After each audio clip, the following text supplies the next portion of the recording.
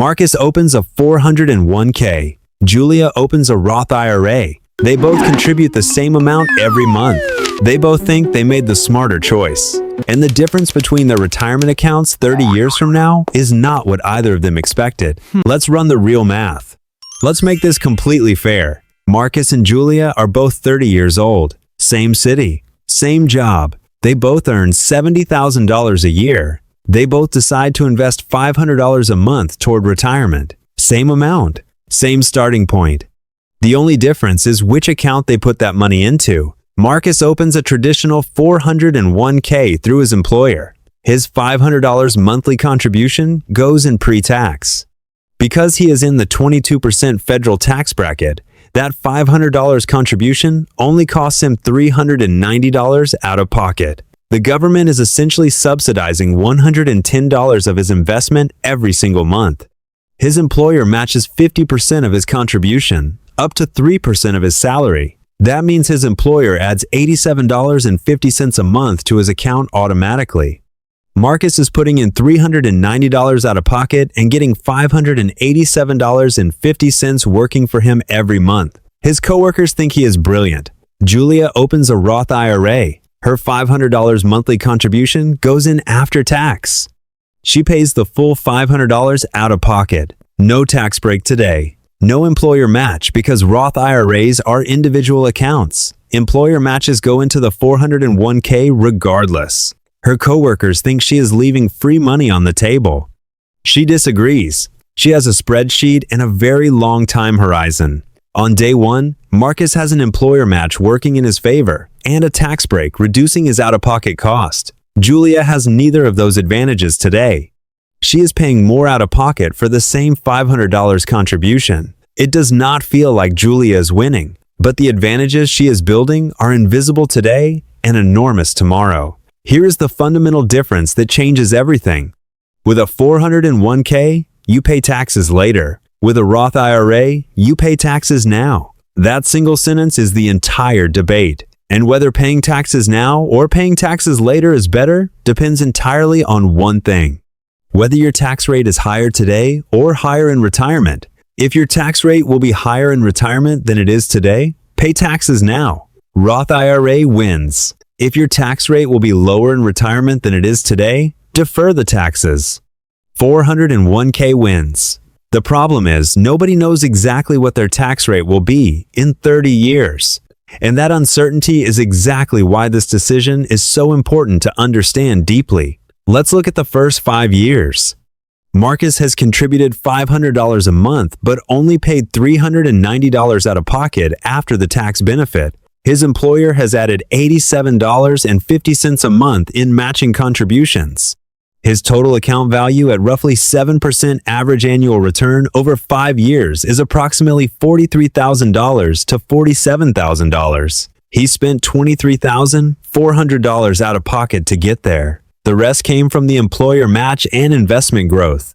Julia has contributed $500 a month from her after-tax dollars.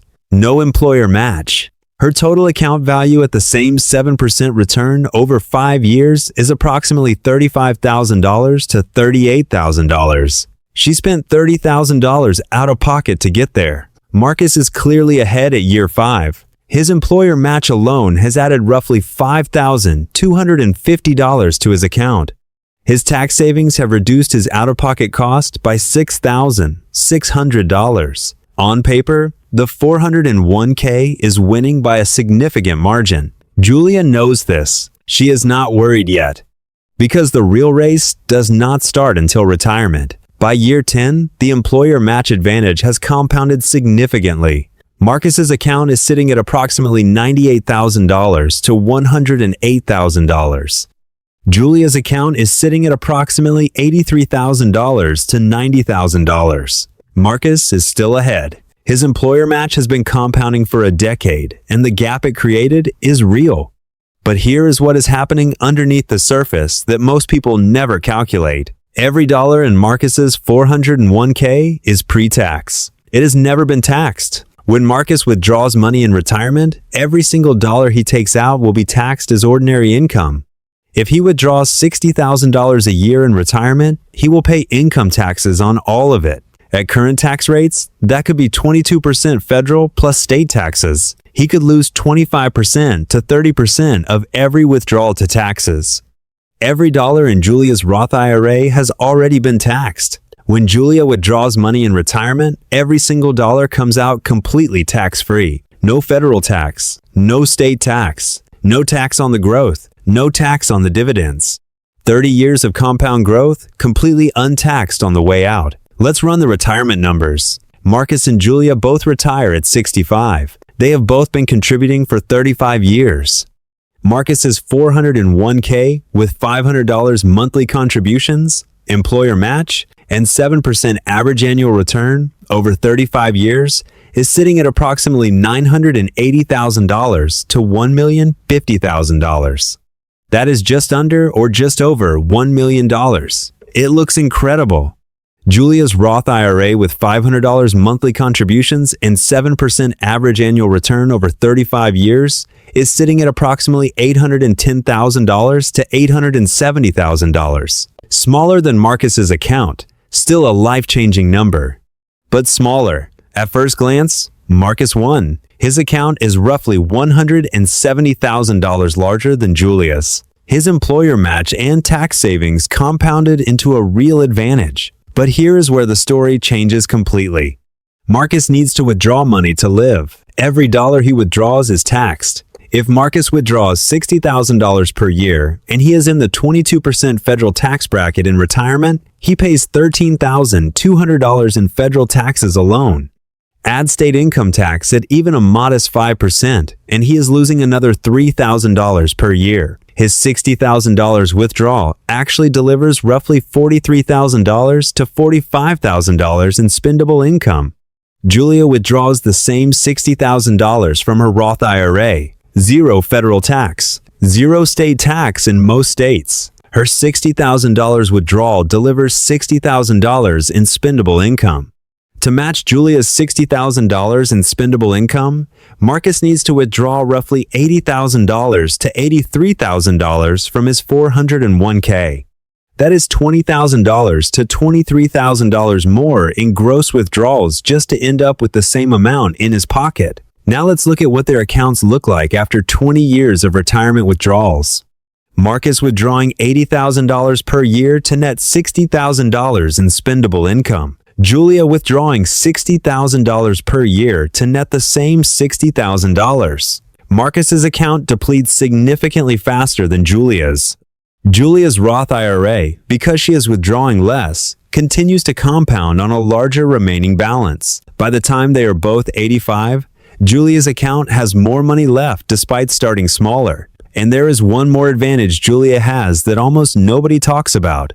Required minimum distributions. At age 73, the IRS forces Marcus to start withdrawing a minimum amount from his 401k every year, whether he needs the money or not. Those forced withdrawals are taxable income. They can push him into a higher tax bracket. They can affect how much of his Social Security is taxable. They can trigger higher Medicare premiums. One account, multiple financial consequences.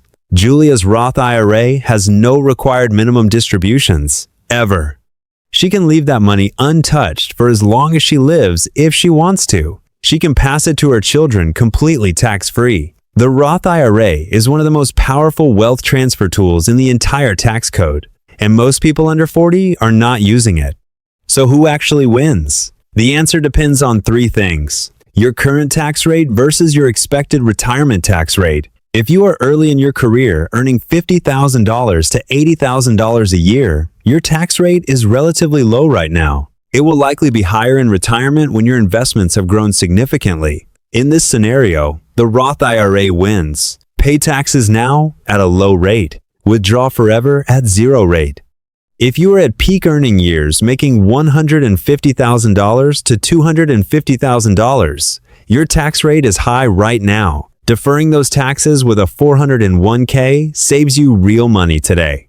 In retirement, your withdrawals may be taxed at a lower rate than your current rate. In this scenario, the 401k wins. Your employer match changes everything. If your employer offers a match, always contribute enough to the 401k to capture the full match first.